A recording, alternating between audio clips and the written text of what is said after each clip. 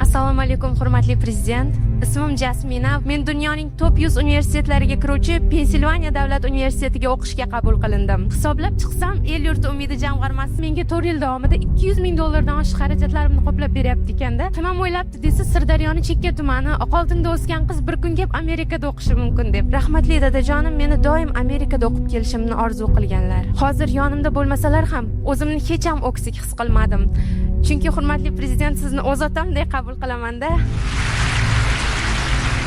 Tasavvur qilinglar, 10 yil oldin shunday gapiralarmidi bizni qizlarimiz? Ishonaman, yillar o'tadi. Bular voyaga yetib, katta ishlarda ishlaganda, bugungi kunlarda bobolarimiz yaxshi zamin yaratgan ekan desalar, bu bizga mukofot bo'ladi. Sirdaryoda yetib kadri bo'lasiz deb umid qilaman. Otangiz, onangiz qanday niyat qilgan bo'lsa, baxti kamolingizni ko'rish menga ham nasib qilsin.